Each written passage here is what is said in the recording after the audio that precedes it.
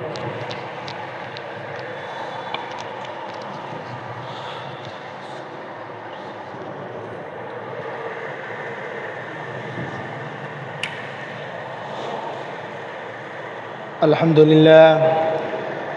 لله نحمده ونستعينه ونستغفره ونعوذ بالله من شرور أنفسنا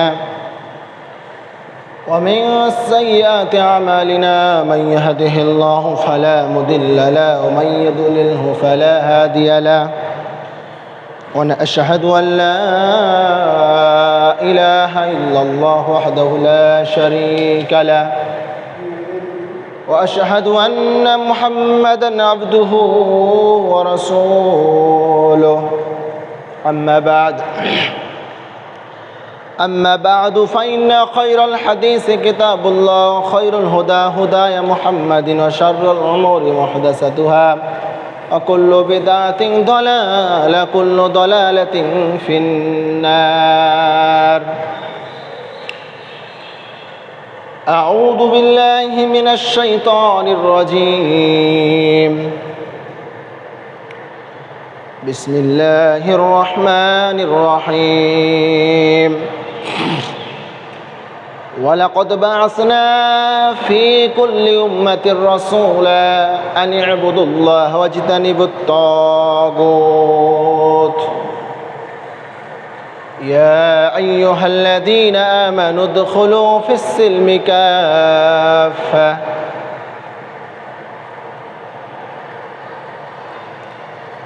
ومن لم يحكم بما أنزل الله فأولئك هم الكافرون فأولئك هم الفاسقون إلى آخر الآية. قال الله تعالى عن جابر رضي الله عنه قال قال رسول الله صلى الله عليه وسلم من مات يشرك بالله شيئا دخل النار ومن مات لا يشرك بالله شيئا دخل الجنة.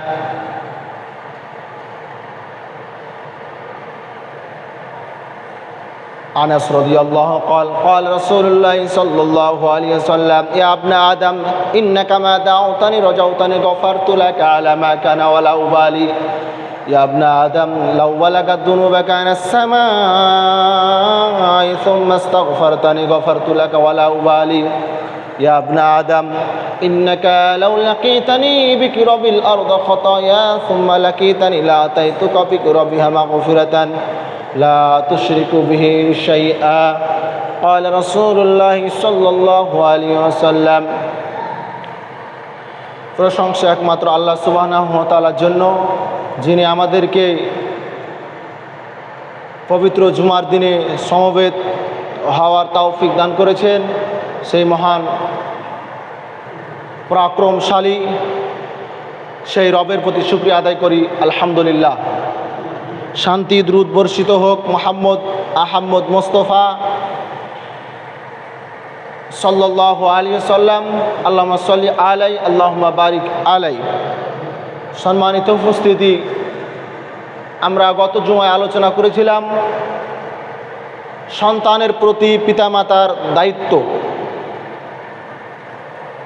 তো তা থেকে আমরা যেটা লাভবান হয়েছি সেটা হচ্ছে সন্তান খারাপ হওয়ার মূল, সন্তান বিয়াদব হওয়ার মূল, সন্তান ইসলাম থেকে বেরিয়ে যাওয়ার মূল, সন্তান ইসলাম না বুঝার মূল একমাত্র হচ্ছে পিতামাতা। কারণ একটা ছোট্ট যখন বাচ্চা, নাবালক শিশু, নাবালক সন্তান, সে বুঝে না খাওয়ার পূর্বে বিসমিল্লাহ বলতে হয় কি বলতে হয় না, এটা কিন্তু সে বুঝে না। একটা ছোট্ট বাচ্চা, নাবালক বাচ্চা সালাত পড়লে কি হয়, সালাত না পড়লে কি হয়, এটাও কিন্তু সে বুঝে না।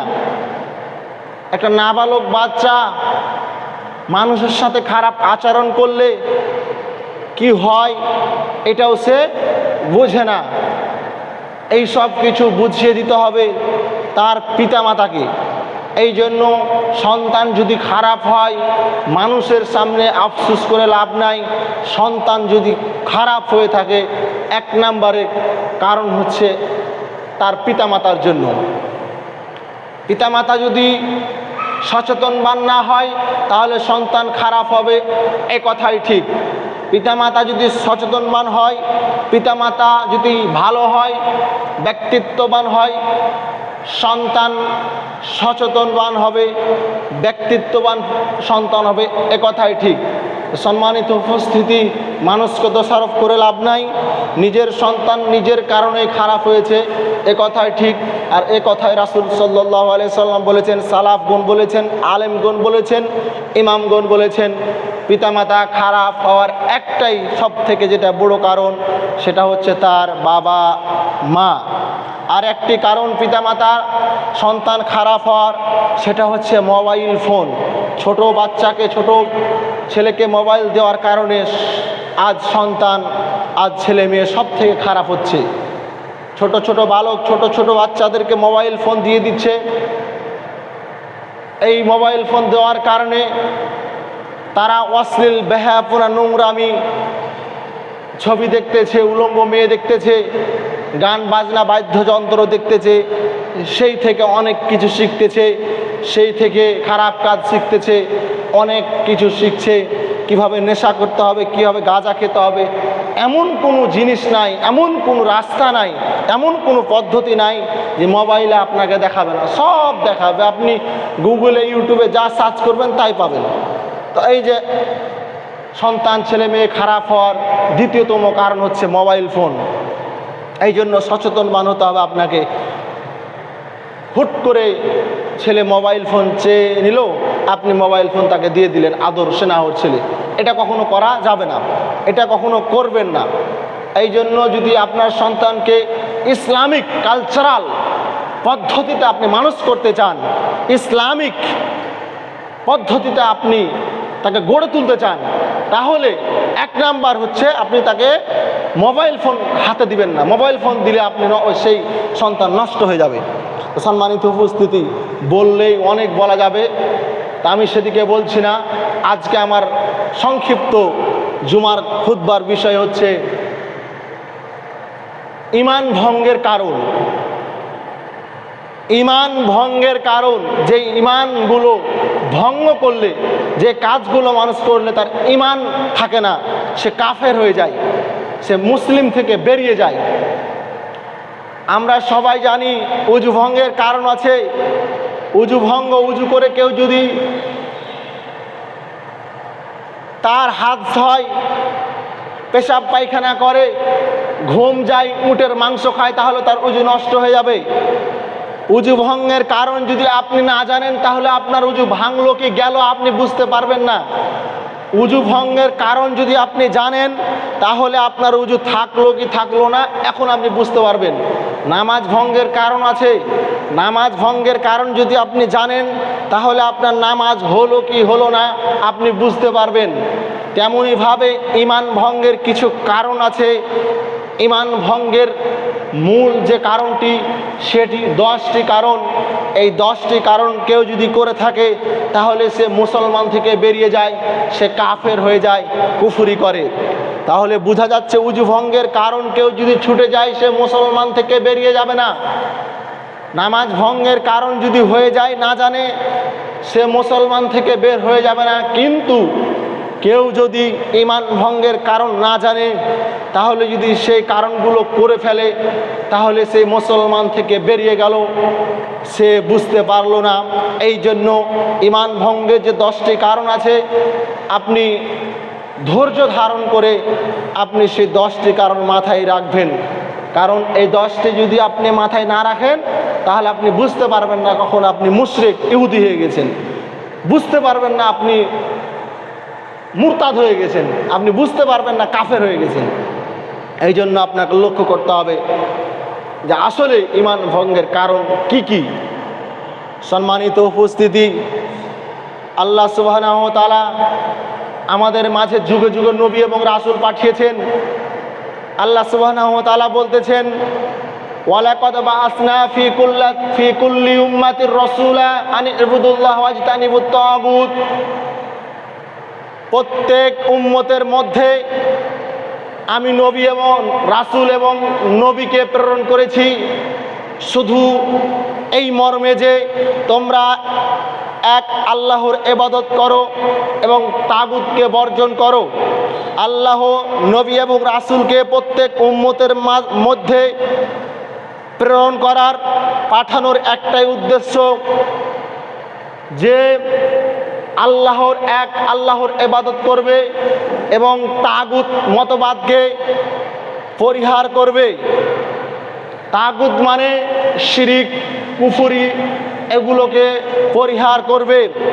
এই জন্য আল্লাহ সুবহানাহু ওয়া তাআলা প্রত্যেক নবীগণকে পাঠিয়েছেন। নূহ আলাইহিস সালাম বলেন, আদম আলাইহিস সালাম বলেন, ইব্রাহিম আলাইহিস সালাম বলেন, যত নবী পাঠিয়েছেন আমাদের মাঝে একটি কারণ, এক আল্লাহর ইবাদত করো, তাওহীদ প্রতিষ্ঠা করো এবং তাগুতকে পরিহার করো, বর্জন করো। এটাই হচ্ছে মূলত কারণ। সম্মানিত উপস্থিতি, আমাদের মাঝে এখন নবী নাই, আমাদের মাঝে রাসূল নাই। আমরা কেমন করে এক আল্লাহর ইবাদত করব? আমাদের মাঝে কে পাঠাবে? আর আমরা তাগুত কিভাবে বুঝব? তাগুত কি, এভাবে আমরা কিভাবে পরিহার করব, বর্জন করব? আল্লাহ রাসূল সাল্লাল্লাহু আলাইহি সাল্লাম বলেছেন, এই আলেম সমাজে আলেমরাই হচ্ছে আমার ওয়ারিস।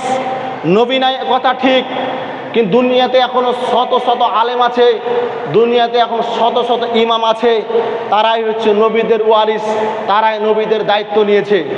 তারাই আপনাদের ঘরে পৌঁছে দিবে এক আল্লাহর ইবাদত কিভাবে করতে হয়, তারাই আল্লাহর ঘরে পৌঁছে দিবে তাগুত কি, তাগুত কিভাবে পরিহার করতে হয়, এই আলেম সমাজ ইমামেরাই পৌঁছে দিবে। এটা নবীগণ আল্লাহ তাদেরকে দায়িত্ব দিয়েছেন। এই জন্য ইমামগণ, আলেম সমাজ এত কঠিনভাবে, কড়াভাবে বলে থাকে, আপনি কেন এক আল্লাহর ইবাদত করবেন না? যে আল্লাহ আদেশ করেছেন, নবী আদেশ করেছেন, আল্লাহ দায়িত্ব দিয়েছেন, রাসূল দায়িত্ব দিয়েছেন। রাসূল দায়িত্ব দিল আলেম সমাজকে, আল্লাহ দায়িত্ব দিল আলেম সমাজকে। সেই আলেম বলছে, সেই ইমাম বলছে, আপনি এক আল্লাহর ইবাদত করো, আপনি শিরিক, কুফরি, তাগুতকে বর্জন করো। আপনি কেন করবেন না? আপনি করতে বাধ্য। কেন? এ কথার দায়িত্ব নিয়েছেন এবং আদেশ করেছেন রাসূল এবং আল্লাহ রাসূল। তো সম্মানিত উপস্থিতি, ঈমান ভঙ্গের যে 10টি কারণ, তার 1 নাম্বার কারণ হচ্ছে আল্লাহর সাথে অংশীদার স্থাপন করা, শিরিক করা। কেউ যদি শিরিক করে তাহলে সাথে সাথেই সে ইসলাম থেকে বহিষ্কার হয়ে যায়, ইসলাম থেকে বেরিয়ে যায়। যখন সে শিরিক করে ফেললো, 1 সেকেন্ড তার ইসলাম থেকে বহিষ্কার হতে দেরি হলো না, শিরিক করা মাত্রই সে ইসলাম থেকে বহিষ্কার হয়ে গেল। এটা 1 নাম্বার ইসলাম থেকে বহিষ্কার হওয়ার কারণ, ঈমান ভঙ্গের 1 নাম্বার কারণ। আল্লাহ সুবহানাহু ওয়া তাআলা বলতেছেন, ইন্নাহু মান ইশরিক বিল্লাহ ফাকাদ হারামাল্লাহু আলাইহিল জান্নাহ ওয়া মাওয়াহুন নার ওয়া মা লিয-যালিমিনা মিন আনসার। আল্লাহ সুবহানাহু ওয়া তাআলা বলছেন, ইন্নাহু মান ইশরিক বিল্লাহ ফাকাদ হারামাল্লাহু আলাইহিল জান্নাহ। তোমরা যারা, যেই ব্যক্তিরা আল্লাহর সাথে শিরিক করে, আল্লাহর সাথে অংশীদার স্থাপন করে, যারা শিরিক করে তাদের জন্য রয়েছে জান্নাত হারাম। তারা কখনো জান্নাতের মধ্যে প্রবেশ করবে না, তারা কখনো জান্নাতে ঢুকবে না, তারা কখনো জান্নাত দেখবে না। ওয়া মাওয়াহুন নার, তাদের বাসস্থান, তাদের থাকার জায়গা জাহান্নাম, তাদের স্থান, তাদের ঘর, তাদের বাড়ি জাহান্নাম, দোজখ, যেখানে শুধু কষ্ট, যেখানে শুধু আগুন, যেখানে শুধু আযাব, যেখানে শুধু কান্না, যেখানে শুধু কঠিনতম কঠিন ভয়াবহ শাস্তি। তারা এখানে থাকবে। কারা? যারা শিরিক করবে, যারা আল্লাহর সাথে অংশীদার স্থাপন করবে, তাদের কোনো সাহায্য নাই, তাদের কোনো সহযোগিতা নেই। একথা আল্লাহ সুবহানাহু ওয়া তাআলা বলছেন। আল্লাহ সুবহানাহু ওয়া তাআলা বলছেন, রাসূল সাল্লাল্লাহু আলাইহি সাল্লাম বলেছেন, মান মাতা ইশরিকু বিল্লাহি শাইয়ান দাখালান নার। যে ব্যক্তি বিন্দু পরিমাণ শিরিক করবে, যে ব্যক্তি সরিষা দানা সমপরিমাণ শিরিক করবে, সে ব্যক্তি জাহান্নামে প্রবেশ করবে, সে ব্যক্তি জান্নাতে যাবে না।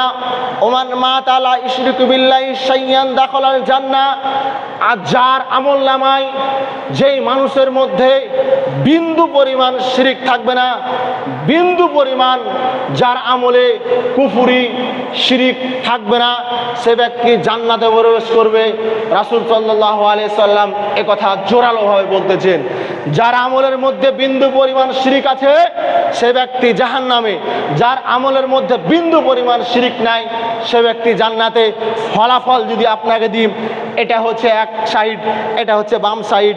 এই আমলে যদি বিন্দু পরিমাণ শিরিক থাকে, অনেক আমল আমিলাতুন নাসিবা, অনেক আমল, শুধু আমল আর আমল, বিন্দু পরিমাণ একটা শিরিক করে ফেললো, সে ব্যক্তি জাহান্নামে চলে গেল।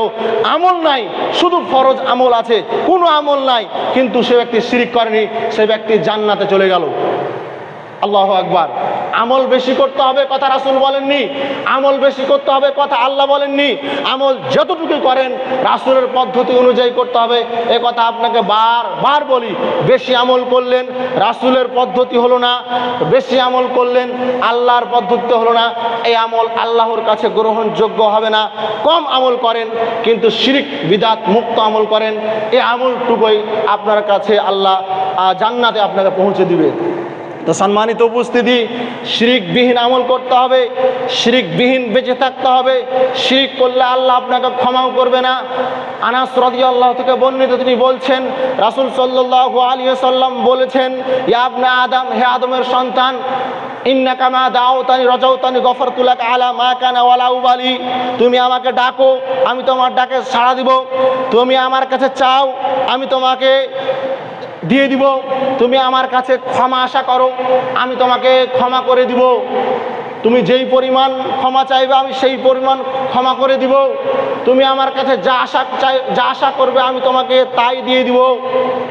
ইয়া ইবনে আদম, হে আদমের সন্তান, লাউ বালাকা দুনুবাকা আনাস সামাই, তোমার পাপ অনেক, আসমান জমিন পরিপূর্ণ হয়ে গিয়েছে। তুমি পাপিষ্ঠ গুনাহগার বান্দা, তুমি অনেক গুনাহ করেছো। ফেরাউনের থেকে তুমি বড় পাপী, তুমি নমরুদের থেকে বড় পাপী, তুমি আবু জাহালের থেকে বড় পাপী, তুমি উকবা সাইবার থেকে অনেক বড় পাপী।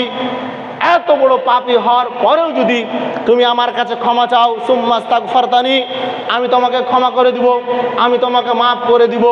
ইন্নাকা লাউ লাকিতানি বিকিরাবিল আরদা খাতায়া সুম্মা লাকিতানি লা আতাইতুকা বিকিরাবিহা মাগফিরাতান।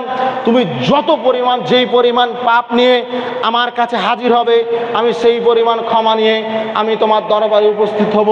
তুমি যদি আসমান জমিন ভরা পরিপূর্ণ পাপ নিয়ে আমার দরবারে উপস্থিত হও, আমিও আসমান জমিন পরিপূর্ণ নিয়ে নেকি নিয়ে উপস্থিত হব, ক্ষমা নিয়ে উপস্থিত হব।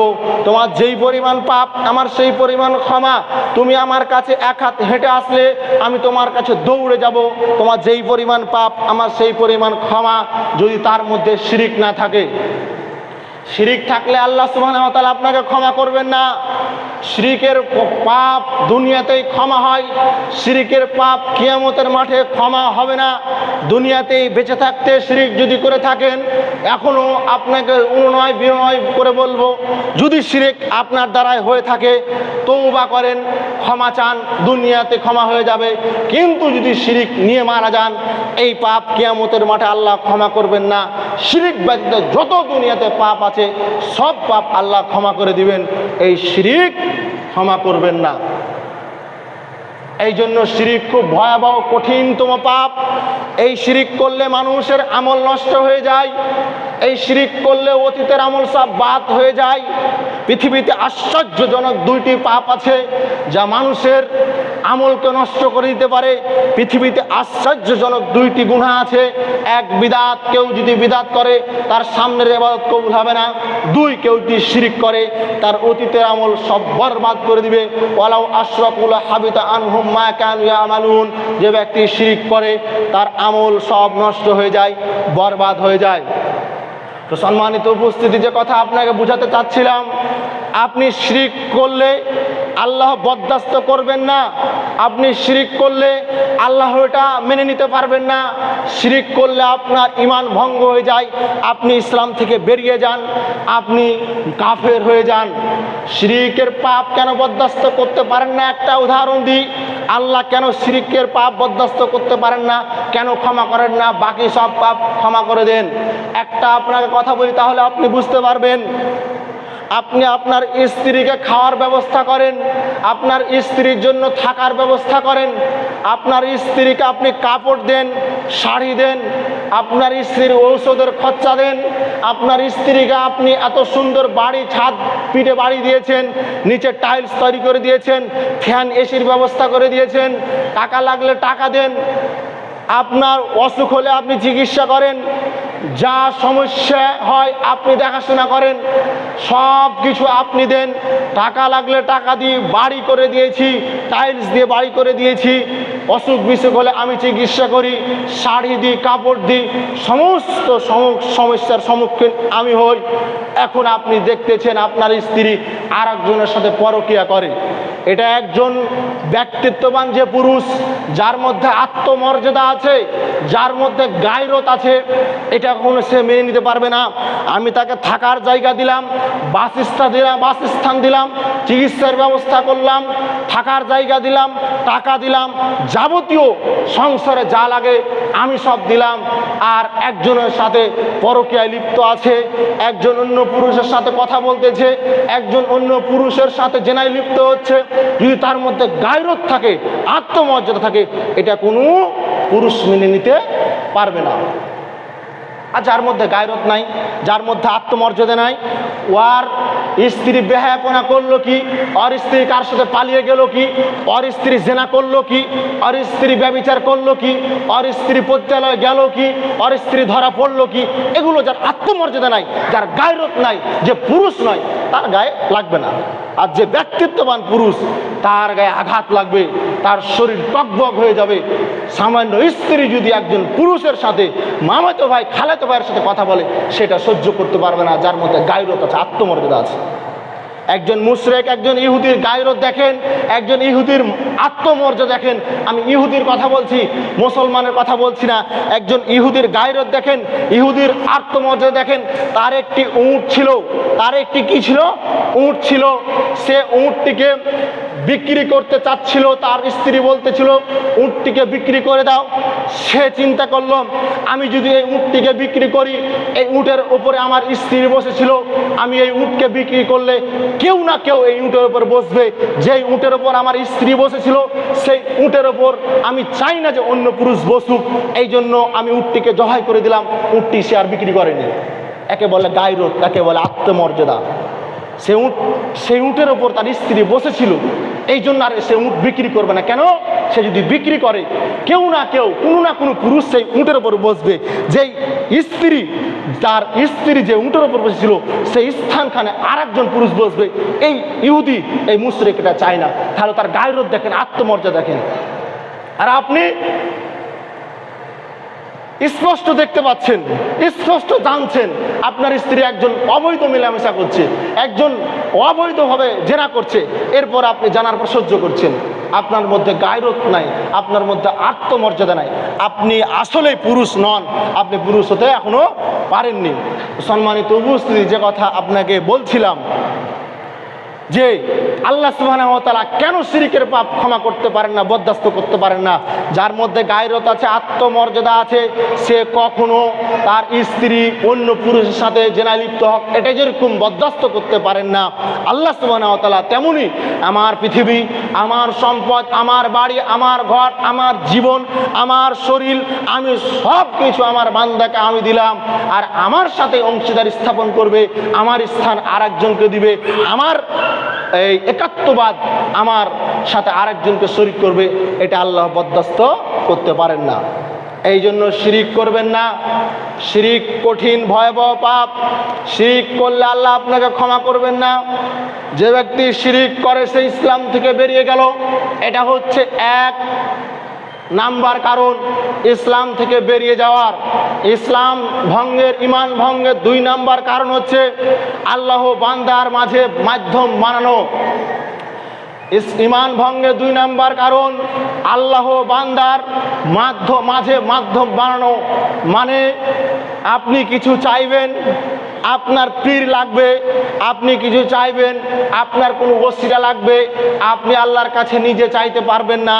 এই যে কাউকে যদি আপনি পীর মানেন, মাজারে গেলেন, মাজারে গিয়ে আপনি তার ওসিলা দিয়ে, পীর বাবা দরবারে গিয়ে আপনি তার ওসিলা দিয়ে আপনি আল্লাহর কাছে চাইলেন, এই মাধ্যম দিয়ে কেউ যদি চায় তাহলে সে ব্যক্তি ইসলাম থেকে বহিষ্কার হয়ে যায়, ইসলাম থেকে খারিজ হয়ে যায়, সে আর ইসলামের মধ্যে থাকে না। সম্মানিত উপস্থিতি, হাজারো আপনি কত আলেম নেবেন, হাজারো হুজুর নেবেন, তারা পীরকে ধরে, আউলিয়াকে ধরে, মাজার পূজারে গিয়ে তারা সিজদায় পড়ে যায়, মাজারের পীরকে ধরে তারা আল্লাহর কাছে তার মাধ্যম, সেই মাজারের পীরকে মাধ্যম করে তারা আল্লাহ সুবহানাহু ওয়া তাআলাকে ডাকে, আল্লাহ সুবহানাহু ওয়া তাআলার কাছে চায়। তারা নাকি চাইতে পারে না, সে নাকি পাপী, সে নাকি আল্লাহর সাথে ডাইরেক্ট চাইতে পারে না, আল্লাহর সাথে চাইলে নাকি আল্লাহ দিবে না। এই জন্য কি করে, একজন পীরকে ধরে, একজন মাজার পূজারে যায়, মাজারে গিয়ে পীরকে গিয়ে তাকে ধরে, এই লাগবে, এই চাইছে তারা পীরের মাধ্যমে, বুজুর্গর মাধ্যমে। কিন্তু আসলে কি এ কথা ঠিক? আল্লাহকে ধরতে, আল্লাহর কাছে চাইতে কোনো পীর লাগে না, আল্লাহর কাছে চাইতে, আল্লাহকে ধরতে কোনো মাধ্যম লাগে না। সে ডোম হোক, সে মেথর হোক, সে মুচি হোক, সে যতই জঘন্য লোক হোক, যতই জঘন্য খারাপ পাপিষ্ট হোক, সে ব্যক্তি আল্লাহর মাঝে, আল্লাহ এবং তার মাঝে কোনো মাধ্যম লাগে না। সে ব্যক্তি আল্লাহর কাছে ডাইরেক্ট চাইবে, তার সাথে কোনো মাধ্যম লাগে না। যারা এই মাধ্যম দিয়ে চায় তারা সাথে সাথে মুরতাদ হয়ে যায়, ইসলাম থেকে বেরিয়ে যায়। এটা হচ্ছে আপনার 2 নাম্বার কারণ ঈমান ভঙ্গের। 3 নাম্বার কারণ হচ্ছে কাফের মুশরিকদেরকে কাফের মনে না করা। 3 নাম্বার কারণ হচ্ছে কাফের মুশরিক যারা, তাদেরকে কাফের মনে না করা। এটা হচ্ছে ঈমান ভঙ্গের কারণ। এখানে একটা কথা আমি বলি, আগে বলেনি, যারা একজন স্পষ্ট কাফের, যারা মুশরিক, তাদেরকে যদি আপনি কাফের মনে না করেন, যারা ইহুদি খ্রিস্টান, তাদেরকে যদি আপনি কাফের মনে না করেন, তাহলে আপনি নিজেই কাফের হয়ে যাবেন। এখানে আমি একটা কথা যোগ করি, একটা কথা আমি লাগাই, সেটা হচ্ছে কি, রাসূল সাল্লাল্লাহু আলাইহি সাল্লাম বলেছেন, ইবনুল কাইয়িম রাহিমাহুল্লাহ বলেছেন, যে ব্যক্তি ইচ্ছাকৃতভাবে সালাত ছেড়ে দিল, সে ব্যক্তি ইসলাম থেকে বেরিয়ে গেল। রাসূল সাল্লাল্লাহু আলাইহি সাল্লাম বলেছেন, বাইনাল আবদি ওয়া বাইনাল কুফরি তারকুস সালাহ, যে ব্যক্তি সালাত ছেড়ে দিল সে ব্যক্তি কাফের হয়ে গেল। সালাত এবং একজন মুসলিম, একজন কাফেরের মধ্যে পার্থক্য হচ্ছে সালাত। এই কাফের, এই হচ্ছে মুসলমান, এর মধ্যে পার্থক্য হচ্ছে সালাত। আর ইবনুল কাইয়িম রাহিমাহুল্লাহ বলতেছেন, যে ব্যক্তি ইচ্ছাকৃতভাবে সালাত ছেড়ে দিল সে ব্যক্তি কাফের হয়ে গেল। এখানে যেটা বোঝা যায়, যে ব্যক্তি বেনামাজিকে কাফের না মনে করবে সেও কাফের, যে ব্যক্তি বেনামাজিকে কাফের না করবে সেও কাফের। কেননা রাসূল সাল্লাল্লাহু আলাইহি সাল্লাম বলেছেন, বেনামাজি কখনো মুসলমান হতে পারে না। আর এখানে বলছেন, যে ব্যক্তি কাফেরকে কাফের না মনে করবে সে ব্যক্তিও কাফের। এই জন্য বেনামাজি কখনো মুসলমান হতে পারে না, আর যারা কাফের তারা তো কাফের। এই জন্য কাফেরকে আপনাকে কাফেরই বলতে হবে, আপনার বেনামাজিকেও কাফের বলতে হবে, মুসলমান বলা যাবে না। এই কথা রাসূল সাল্লাল্লাহু আলাইহি সাল্লাম বলেছেন। 4 নাম্বার ঈমান ভঙ্গের কারণ, রাসূল সাল্লাল্লাহু আলাইহি সাল্লামের কথার চেয়ে অন্য কারো কথাকে উত্তম মনে করা। রাসূল সাল্লাল্লাহু আলাইহি সাল্লামের কথার চেয়ে অন্য কারো কথাকে উত্তম মনে করা, এটা হচ্ছে ঈমান ভঙ্গের ৪র্থতম কারণ। কেউ যদি রাসূলের কথাকে ছোট মনে করে, রাসূলের কথাকে অপেক্ষা করে তার পীরের দোহাই দেয়, কেউ যদি রাসূলের কথাকে অপেক্ষা করে তার ইমামের দোহাই দেয়, কেউ যদি রাসূলের কথাকে মনে করে তার হুজুরের দোহাই দেয়, সে ব্যক্তি রাসূলের কথাকে উত্তম মনে করো না, সে ব্যক্তি রাসূলের কথাকে নিম্ন অন্তরে মনে করলো, রাসূলের কথাকে সে মূল্যায়ন করলো না। রাসূলের হাদিস থাকাও সত্ত্বে এক শ্রেণীর মানুষ ইমাম কি বলেছে সেটাকে তারা প্রাধান্য দেয়। রাসূল কি বলেছে বলুক, ইমাম যা বলেছে সেটাই মানতে হবে। ইমাম মাযহাবে যদি একথা থাকে তাহলে মানতে হবে, আর মাযহাবে যদি না থাকে তাহলে মানতে হবে না। রাসূল বলেছে সেটা তারা গুরুত্ব দেয় না, সেটাকে তারা গুরুত্ব মনে করে না। তাদের মাযহাবে আছে কি নাই সেটাকে তারা গুরুত্ব দেয়। ইমাম আবু হানিফা বলেন, ইমাম শাফিঈ বলেন, ইমাম হাম্বলি বলেন, ইমাম মালিকি বলেন, চারটা হচ্ছে গ্রহণযোগ্য মাযহাব। এই চারটা মাযহাব টিকেছে। কেউ যদি শুধুমাত্র কেবলমাত্র নির্দিষ্টভাবে একটি মাযহাবকে মেনে নেয়, মানে রাসূলকে সে অপেক্ষা করলো, রাসূলের কথাকে সে অপেক্ষা করে সে তার ইমামের কথাকে প্রাধান্য দিল, এইরকম যদি কেউ করে, রাসূল সাল্লাল্লাহু আলাইহি সাল্লামের কথাকে অপেক্ষা করে তার হুজুরের কথাকে মানে, সে ব্যক্তি ইসলাম থেকে বেরিয়ে গেল। ইমামের দোহাই দিয়ে ইসলাম কোনোদিন চলে না, মাযহাবের দোহাই দিয়ে কখনো ইসলাম চলে না, মাযহাবের দলিল দিয়ে কখনো ইসলাম টিকে না। ইমাম আবু হানিফা কথা বলছেন, ইমাম আবু হানিফার কথা দিয়ে আপনি ইসলাম চালাচ্ছেন, ঠিক আছে। ইমাম আবু হানিফা যদি কিয়ামতের মাঠে বলে আমি একথা বলিনি, আমি আমার লোকদেরকে মানতে বলিনি, আমি তো জানি না, আমার ওপর তারা আমল করেছে, আমার মাযহাবের ওপর তারা গুরুত্ব দিয়েছে, না না আমি তো জানি না, আমি তো কথা বলিনি, আপনি কিয়ামতের মাঠে কি করবেন? আপনি কিয়ামতের মাঠে কোথায় যাবেন? ইমাম আবু হানিফা যদি কথা স্মরণ না করে, যদি না মানে, আর রাসূল সাল্লাল্লাহু আলাইহি সাল্লামের আনুগত্য করবেন, রাসূলের কথা অপেক্ষা করবেন না, রাসূলের কথাকে মেনে নেবেন, কিয়ামতের মাঠে বিপদ আপদ থেকে একমাত্র রাসূল সাল্লাল্লাহু আলাইহি সাল্লাম আপনাকে বিপদ থেকে বাঁচাবেন। 5 নাম্বার ঈমান ভঙ্গের কারণ রাসূল সাল্লাল্লাহু আলাইহি সাল্লামের কোনো বিধানকে অপছন্দ করা। 5 নাম্বার ঈমান ভঙ্গের কারণ রাসূল সাল্লাল্লাহু আলাইহি সাল্লামের কোনো বিধানকে অপছন্দ করা। এই পয়েন্টটাই বলে আমি আমার আলোচনা শেষ করব। 5 নাম্বার যেটা কারণ রাসূল সাল্লাল্লাহু আলাইহি সাল্লামের বিধানকে অপছন্দ করা, মেনে না নেওয়া। সম্মানিত উপস্থিতি, রাসূল সাল্লাল্লাহু আলাইহি সাল্লামের বিধান কি? রাসূল সাল্লাল্লাহু আলাইহি সাল্লামের সুন্নাহ কি? রাসূল সাল্লাল্লাহু আলাইহি সাল্লাম কি বলেছেন? রাসূল সাল্লাল্লাহু আলাইহি সাল্লামের বিধানকে, আল্লাহর বিধানকে কেউ যদি মেনে না নেয়, কটাক্ষ করে, হাসি তামাশা করে, ঠাট্টা বিদ্রূপ করে, সে ব্যক্তি ইসলাম থেকে বহিষ্কার হয়ে যায়, সে ব্যক্তি ইসলাম থেকে বের হয়ে যায়, সে ব্যক্তি কাফের হয়ে যায়। মানে কি? রাসূল সাল্লাল্লাহু আলাইহি সাল্লামের বিধান কি? এক, কেউ যদি ইসলাম নিয়ে কটাক্ষ করে, ইসলাম নিয়ে সে বেশি ঠাট্টা করে, ইসলাম নিয়ে যদি কটূক্তি করে। 2, কোরআন নিয়ে কেউ যদি কোরআনকে না মানে, কোরআনের বিধানকে যদি না মানে। 3, হিজাব। 4, দাড়ি। 5, রাষ্ট্র। রাসূল সাল্লাল্লাহু আলাইহি সাল্লামের বিধান অনুযায়ী এগুলো যদি কেউ না মানে, তাহলে সে ব্যক্তি কাফের হয়ে যায়, মুরতাদ হয়ে যায়, সে ইসলাম থেকে বেরিয়ে যায়। তো 1 নাম্বার কি বললেন? ইসলাম। ইসলামকে যদি কেউ মনোনীত ধর্ম না বলে, ইসলামের থেকে যদি ভালো ধর্ম আছে, ইসলামের থেকে উত্তম ধর্ম আছে, ইসলামের থেকে শ্রেষ্ঠ ধর্ম আছে, এ কথা যদি কেউ কয়, তাহলে সে ব্যক্তি কাফের হয়ে যাবে। কেননা আল্লাহ সুবহানাহু ওয়া তাআলা বলেছেন, ইন্নাদ-দীনা ইনদাল্লাহি ইসলাম। আল্লাহ তাআলার কাছে একমাত্র মনোনীত দিন, একমাত্র দিন, সেটা হচ্ছে ইসলাম। আল্লাহ সুবহানাহু ওয়া তাআলার কাছে একটি দিন হচ্ছে, সেটা হচ্ছে ইসলাম। এই ইসলামের থেকে অন্য ধর্মকে যদি প্রাধান্য দেয়, সে ব্যক্তি কাফের হয়ে যাবে।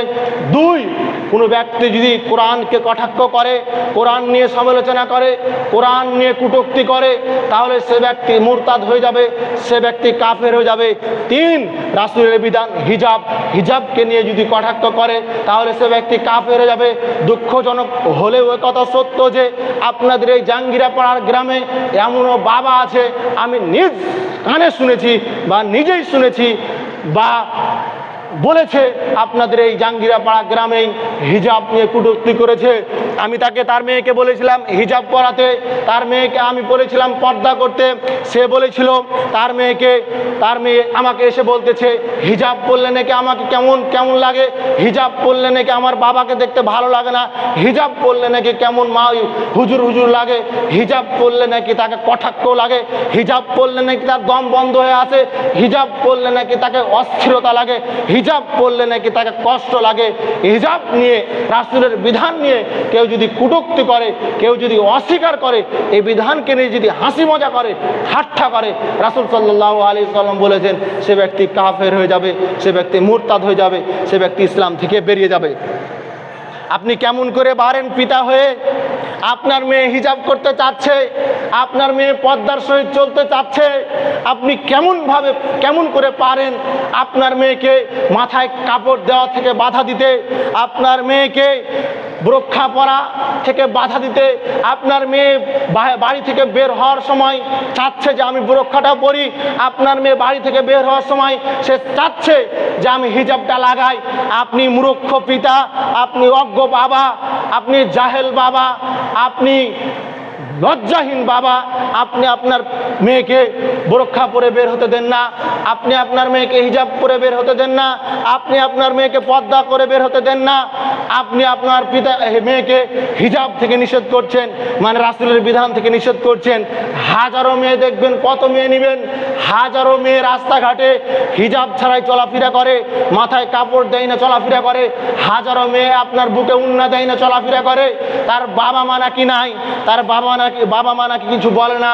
তার বাবার সামনে একটা মেয়ে, যুবতী মেয়ে, বয়স 18 বছর, 20 বছর, 25 বছরের মেয়ে, তার বাবার সামনে মাথায় কাপড় না দিয়ে, বুকে উন্না না দিয়ে, সব কিছু শরীরের স্পষ্ট অঙ্গ প্রত্যঙ্গ সব কিছু বোঝা যায়, তার বাবা তার মেয়েকে নিয়ে বসে থাকে।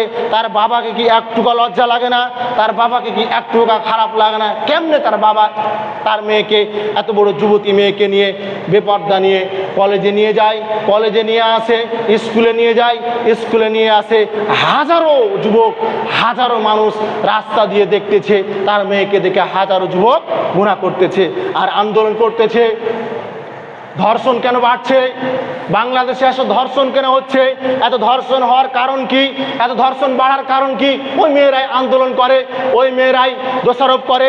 ছেলেরা নজর খারাপ, ছেলেরা ভালো না, ছেলেরা যুবকেরা ভালো না, যুবকেরা জঘন্য খারাপ। আজ বাংলাদেশের মাটিতে আজ নারীদের কোনো নিরাপদ নাই। আজ কোনো মেয়ে যদি বের হয় তাহলে নাকি নারীদেরকে ধর্ষণ করে। নারীদেরকে কেন ধর্ষণ করে? যুবক নারীদেরকে ধর্ষণ করে না। একজন মহিলা, একজন যুবতী যদি সে পর্দার সহিত বোরকা হিজাব লাগিয়ে সে যদি কলেজে যায়, স্কুলে যায়, তাহলে তাকে খালা মনে করে একজন যুবক তাকে সালাম দিবে, তার ওপর খারাপ নজর দিবে না, তার উপর কুদৃষ্টি দিবে না। কখন খারাপ নজর দেয়, কখন সে কুদৃষ্টি দেয়? তখনই দেয় যখন সে এমন পোশাক পরে, এক জিন্সের প্যান্ট, টাইট ফিটিং জিন্সের প্যান্ট পরিধান করে, একটা টাইট ফিটিং শার্ট পরিধান করে, আপনার বুকে উন্না নাই, মাথায় কাপড় নাই। ছেলেদের যেভাবে পোশাক, ছেলেরা যেভাবে পোশাকে বেড়ায়, সেই পোশাকে একটা নারী, একটা মেয়ে স্কুল কলেজে যায়। ওই নারী ধর্ষণ যদি না হবে, ওই যুবতী, ওই নারী যদি ধর্ষিতা না হবে, কোন নারী ধর্ষিতা হবে? ওই নারী যদি ধর্ষিতাতে না খাতায় নাম পড়বে, কোন নারী হবে বলেন? ওই কোনোদিন তো আমরা শুনি না, কোনোদিন তো আমরা শুনতেই পাই না যে হেফজোখানার মেয়েরা ধর্ষিতা হয়েছে। কোনোদিন তো কানেও আসে না, কোনোদিন তো ইউটিউবে, কোনোদিন খবরের চ্যানেলে দেখতে পাওয়া যায় না যে আজ হেফজোখানার মহিলারা ধর্ষিতা হয়েছে। কারা ধর্ষিতা হয়েছে? যারা কলেজে পড়ে, ইউনিভার্সিটিতে পড়ে, স্কুলে পড়ে, মডেল কলেজে পড়ে, তারাই বেশি ধর্ষিতা হচ্ছে, তারাই বেশি জেনা করছে, তারাই বেশি কুলঙ্গার ধরা পড়ছে, তাদেরই বেশি ব্যভিচার, জেনা ব্যভিচার বাড়ছে। সম্মানিত উপস্থিতি, আপনাকে যেটা বুঝাচ্ছিলাম, যেটা বুঝাতে চাচ্ছিলাম, আপনার মেয়ে আপনার কারণেই নষ্ট হচ্ছে। একটা কথা মনে রাখবেন, আপনার মেয়েকে যদি হাজার যুবক উলঙ্গ নগণ্য অবস্থায় হাজার যুবক দেখে পাপ করে, তাহলে হাজার যুবক দেখে যত পাপ করলো, আপনার মেয়ে একাই তত পাপ করলো। আপনার মেয়ে একাই যত পাপ করলো, আপনি হতভাগা পিতা, আপনি মূর্খ পিতা, আপনি জাহেল পিতা, একাই তত পাপ করলেন। কেন? আপনি তাকে জন্ম দিয়েছেন। জন্ম আমি দিইনি, জন্ম আপনি দিয়েছেন। 1000-1000 যুবক যদি তাকে দেখে 1 লক্ষ গুনাহ করে, আপনার মেয়ের একাই 1 লক্ষ গুনাহ হবে। আপনার মেয়ে একাই যত গুনাহ হবে, আপনি হতভাগা পিতা, আপনার পিতা একাই তত গুনাহ হবে। কেন? আপনি তাকে জন্ম দিয়েছেন, আপনাকেই সামলাতে হবে। এই জন্য গত জুমায় বলেছিলাম, পিতামাতা সন্তানের প্রতি পিতামাতার দায়িত্ব। সব থেকে ছেলে মেয়ে খারাপ হওয়ার প্রথম কারণ হচ্ছে পিতামাতার অবহেলা। পিতামাতার কারণে আজ সন্তান খারাপ হচ্ছে, খারাপ পথ চলছে। আপনি কেন তার হাতে মোবাইল ফোন দিয়েছেন? কেন তার হাতে মোবাইল ফোন গেল? আপনি বাবা বেঁচে থাকতে তার হাতে মোবাইল ফোন কেন যাবে? সে মোবাইল ফোন কি করে চালাতে পারে? আপনি বাবা হয়ে সে মোবাইল ফোন কেমনে চালাতে পারে? এটা কেমনে হতে পারে? আপনি বাবা হয়ে তার হাতে মোবাইল দিয়েছেন, সে তো অশ্লীল মেয়ে, অশ্লীল খারাপ কাজ করবে, এটাই স্বাভাবিক। আর আপনিও বাবাও ঠিক নাই, আপনার ছেলে যেমন ঠিক নাই, আপনিও বাবা ঠিক নাই। আপনার ছেলের প্রাপ্ত বয়স্ক হয়েছে, আপনি আপনার ছেলের বিবাহ কেন দিচ্ছেন না? প্রাপ্ত বয়স্ক হয়েছে, আপনার ছেলের বিবাহ না দিলে তো সে জেনা লিপ্ত হবে, সে তো ব্যভিচার করবে, সে তো সারাদিন সারা রাত উলঙ্গ মেয়ে দেখছে, সারাদিন সারা রাত বেহাপনা দেখছে, সারাদিন অশ্লীল বেহাপনা দেখছে। সে তো সারাদিন সারা রাত এগুলো দেখে আর সহ্য করতে পারছে না, সে তার ধীর স্থির ভাবে থাকতে পারছে না। তখন কি করছে? রাস্তা দিয়ে যে মেয়ে যায় তার সমালোচনা করে, এই মেয়ের এইরকম, এই মেয়ের এরকম।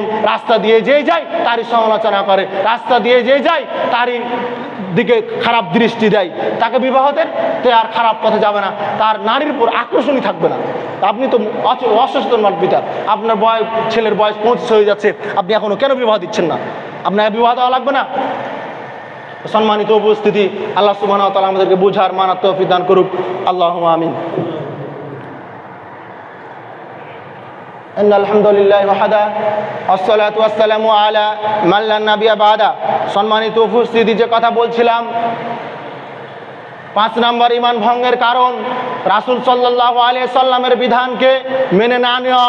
রাসূলের বিধানকে কেউ যদি কটাক্ষ করে, মেনে না নেয়, তাহলে সে ইসলাম থেকে বেরিয়ে যাবে। তার মধ্যে হিজাবের কথা বললাম। এখন যেটা বলছি, আইন, রাষ্ট্র পরিচালনা করা, রাষ্ট্র শাসন করা ইসলামীভাবে রাষ্ট্র পরিচালনা হবে, ইসলামীভাবে রাষ্ট্র চলবে। এটাও রাসূলের আইন, এটাও আল্লাহর আইন, এটাও বিধান থাকতে হবে। এটাও বিধান যদি না থাকে, তাহলে রাসূল সাল্লাল্লাহু আলাইহি সাল্লাম বলেছেন তারা কাফের হয়ে যাবে, মুশরিক হয়ে যাবে। সম্মানিত উপস্থিতি, ইমাম শাফি রাহিমাহুল্লাহ তিনি বলতেছেন কোনো ব্যক্তি যদি, ইমাম শাফি রাহিমাহুল্লাহ তিনি বলতেছেন, যে ব্যক্তি আল্লাহর আইনকে বাদ দিয়ে, যারা আল্লাহর বিধানকে বাদ দিয়ে অন্য কোনো আইনের প্রতি সন্তুষ্ট থাকলো, অন্য কোনো আইনকে মেনে নিল, আল্লাহর রাসূলের বিধানকে বাদ দিয়ে, আল্লাহ রাসূলের আইনকে বাদ দিয়ে তন্ত্র মন্ত্র গণতন্ত্রের আইনকে মেনে নিল, আইনের প্রতি সন্তুষ্ট থাকলো, তারা কাফের। একথা ইমাম শাফি রাহিমাহুল্লাহ তিনি বলতেছেন।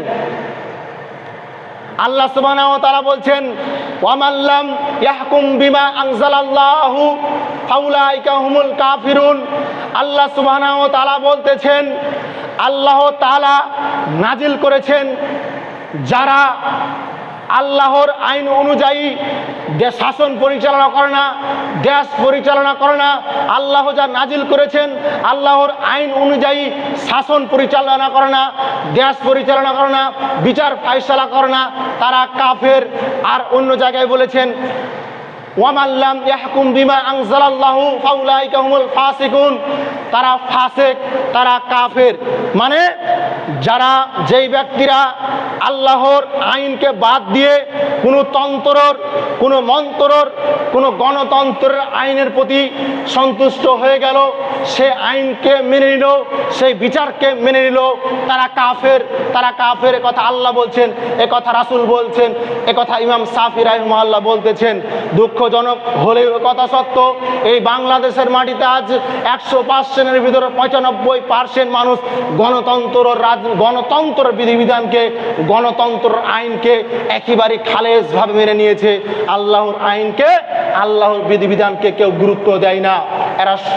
যারা রাষ্ট্র পরিচালনা করছে, এই আইনকে যারা সন্তুষ্ট, আইনের প্রতি যারা সন্তুষ্ট, এই আইনকে যারা মেনে নিয়েছে, রাসূল বলছেন, আল্লাহ বলছেন, তারা কাফের হয়ে গেছে। সম্মানিত উপস্থিতি, আপনাকে আমি যেটা বলছিলাম, কেউ যদি আল্লাহর আইন বাদ দিয়ে এই তন্ত্রের আইন, অন্য কোনো আইনকে মেনে নেয়, সে ব্যক্তি ফাসিক। যেমন আপনাকে বোঝায়, আল্লাহর আইনে আছে কেউ যদি কোনো নারী পুরুষ যদি বিবাহ অবস্থায় জেনা ব্যভিচারে লিপ্ত হয় তাহলে তাকে রজম করতে হবে, মৃত্যুদণ্ড দিতে হবে। কিন্তু ওই বাংলাদেশের মাটিতে গণতন্ত্রের যেটা পদ্ধতি এটা কিন্তু এই আইন নাই, মানে সে আল্লাহর আইনকে অপেক্ষা করে, আল্লাহর আইনকে কটাক্ষ করে সে নিজে একটা আইন করেছে যে তাকে মারা যাবে না। আল্লাহর আইন কেউ যদি চুরি করে তাকে হাত কাটতে হবে, এই আইনকে কটাক্ষ করে এই আইনকে বাদ দিয়ে গণতন্ত্র তন্ত্র মন্ত্রর আইন করেছে যে তার হাত কাটা যাবে না বা হাত কাটে না। আইন জনগণের আইনে মানুষ খুশি, এর উপর সন্তুষ্ট থাকছে। যে আইনের উপর সন্তুষ্ট থাকবে, এই তন্ত্র মন্ত্র আইনকে মেনে নিবে খালেস ভাবে অন্তর থেকে, সে ব্যক্তি কাফের। একথা আল্লাহ বলছেন, একথা রাসূল বলছেন। সূরা মাইদা 44 নম্বর আয়াত, সূরা মাইদা 47 নম্বর আয়াত, এই দুইটা আয়াতে দেখবেন ওয়ামাল্লাম ইয়াহকুম বিমা আনজালাল্লাহু ফাউলাইকা হুমুল কাফিরুন ওয়ামাল্লাম ইয়াহকুম বিমা আনজালাল্লাহু ফাউলাইকা হুম ফাসিকুন। এই দুইটা আয়াত আল্লাহ বলেছেন যে ব্যক্তি আল্লাহর আইনকে মানলো না, আল্লাহর বিধান অনুযায়ী বিচার ফয়সালা করলো না, সে ব্যক্তি কাফের, সে ব্যক্তি ফাসিক। সম্মানিত উপস্থিতি, এই গণতন্ত্র মন্ত্র দিয়ে কখনো ইসলামী রাষ্ট্র আশা করা যায় না, ইসলামী রাষ্ট্র হবে এই আশা করা যায় না। এক শ্রেণীর আলেম বলেন, এক শ্রেণীর মানুষ বলেন, তারা কিভাবে যে বুঝে নিল গণতন্ত্র দিয়েই তারা তাদেরকে এই ইসলামী রাষ্ট্র পরিচালনা করতে হবে। এই মন্ত্র, এই তন্ত্র, এই ফ্যাসিবাদ, এই সেকুলারিজম, এই জঘন্যতম রাস্তা দিয়ে, এই জঘন্যতম পদ্ধতি দিয়েই তাদেরকে নাকি ইসলামী রাষ্ট্র পরিচালনা করতে হবে। কিভাবে তারা বুঝে নিল, কিভাবে তারা মেনে নিল? অথচ তারাই বলছে ইয়া আইয়ুহাল্লাযীনা আমানু দুখুলু ফিস সিলমি কাফা, পরিপূর্ণভাবে ইসলামের মধ্যে প্রবেশ করো, পরিপূর্ণভাবে ইসলামের মধ্যে প্রবেশ করো। ঠিক আছে, মেনে নিলাম, হজ জাকাত শুধু ইসলাম পরিপূর্ণ হয় না, ইসলামী রাষ্ট্র কায়েম করতে হবে, এটাও ঠিক। না হলে আপনি সর্বক্ষেত্রে সব বিষয়ে আপনি ইসলামকে বাস্তবায়ন করতে পারবেন না। যতক্ষণ পর্যন্ত আপনি সর্বক্ষেত্রে ইসলামকে মানতে চাইবেন, ইসলামী রাষ্ট্র লাগবে। ইসলামী রাষ্ট্র যদি সর্বক্ষেত্রে না থাকে তাহলে আপনি সব আমল করতে পারবেন না, বাধা আসবে। তো ঠিক আছে, আমি মেনে নিলাম তারা এই তন্ত্র মন্ত্র দিয়ে যে আপনার ইসলামী রাষ্ট্র পরিচালনা করতে যাচ্ছে, তো তারা ঠিক আছে, ভালো, পরিপূর্ণভাবে ইসলামের মধ্যে প্রবেশ করো। কিন্তু এই যে পরিপূর্ণভাবে ইসলামের মধ্যে প্রবেশ করবেন, প্রথমে তো তন্ত্র মন্ত্র দিয়ে আপনি প্রবেশ করলেন। এই তন্ত্র মন্ত্র দিয়ে তো আপনি ইসলামে পরিপূর্ণ প্রবেশ করতে পারলেন না। আপনাকে যদি ইসলামী রাষ্ট্র পরিচালনা করতে চাই, খেলাফতের দ্বারাই করতে হবে, খেলাফতের পদ্ধতিতে করতে হবে। রাসূল যেভাবে শিখিয়ে দিয়েছেন, রাসূল যেভাবে পদ্ধতি দিয়েছেন, সেভাবেই ইসলামী রাষ্ট্র পরিচালনা করতে হবে। গণতন্ত্র দিয়ে কোনোদিন ইসলামী রাষ্ট্র পরিচালনা হয়নি, আজও হবে না। কোনোদিন রাষ্ট্র চলেনি, চলবে না। যদি চলতো রাসূল মেনে নিত। রাসূলকে আবু জেহেল বলেছিল অর্ধেক বছর তুমি তোমার ধর্ম চালাও, অর্ধেক বছর আমি আমার ধর্ম দিয়ে চালাবো। আল্লাহ বলেছিলেন না, হবে না, লাকুম দীনুকুম ওয়ালিয়া দিন, তাদের ধর্ম তাদের ব্যাপার, আমাদের ধর্ম আমাদের ব্যাপার। তেমনই ভাবে তন্ত্র মন্ত্র দিয়ে আমরা ইসলাম চাই না, এই গণতন্ত্র দিয়ে আমরা ইসলাম রাষ্ট্র পরিচালনা করতে চাই না। কোনো যদি হয়, দেরিও যদি হয়, খেলাফতের মাধ্যম দিয়ে ইসলাম পরিচালনা হবে, ইসলাম রাষ্ট্র কায়েম হবে। এত কত দেরি হচ্ছে হোক, কিন্তু গণতন্ত্র দিয়ে ইসলাম কায়েম করা যাবে না। কেন? প্রথমেই তো ভুল, প্রথমেই তো আপনার সেকুলারিজম পদ্ধতি, প্রথমেই তো ফ্যাসিবাদ পদ্ধতি। এই রাস্তা থেকে আপনাকে বেরিয়ে আসতে হবে, এই রাস্তা দিয়ে আপনাকে ইসলাম কায়েম করতে হবে না। এই জন্য সম্মানিত উপস্থিতি, আপনি এই যে ঈমান ভঙ্গের কারণগুলো থেকে আপনাকে বেঁচে থাকতে হবে। ঈমান ভঙ্গের যে কারণ আপনাকে 5টা বললাম, আরও 5টা থেকে গেল, আগামী জমা ইনশাআল্লাহ বলবো। এই যে ঈমান ভঙ্গের কারণ, শিরিক করা, এই যে আপনার হিজাব, এই যে ইসলামের বিধানগুলো কটাক্ষ করা, আপনি কাউকে ধরবেন, কার মাধ্যম লাগবে, এই সমস্ত বিচার, এই সমস্ত বিধিবিধানগুলো আপনাকে দূরে থাকতে হবে না। ইসলাম থেকে আপনি বেরিয়ে যাবেন, আপনি বুঝতে পারবেন না। আল্লাহ আমাদেরকে বুঝার তৌফিক দান করুক, আল্লাহুম্মা আমিন। হে আল্লাহ, আমাদেরকে পরিপূর্ণভাবে ইসলামের প্রবেশ করার তৌফিক দান করো, আল্লাহুম্মা আমিন। হে আল্লাহ, আমাদের মাঝে যারা অসুস্থ আছে তাদেরকে আরোগ্য দান করো, আল্লাহুম্মা আমিন। হে আল্লাহ, আমাদেরকে নিয়মিতভাবে 5 ওয়াক্ত সালাত আদায় করার তৌফিক দান করো, আল্লাহুম্মা আমিন। এই বলে আমি আমার সংক্ষিপ্ত আলোচনা শেষ করছি। সুবহানাকা আল্লাহুম্মা বিহামদিক, আশহাদু আল্লা ইলাহা ইল্লা আনতা, আস্তাগফিরুকা ওয়া আতুবু ইলাইক।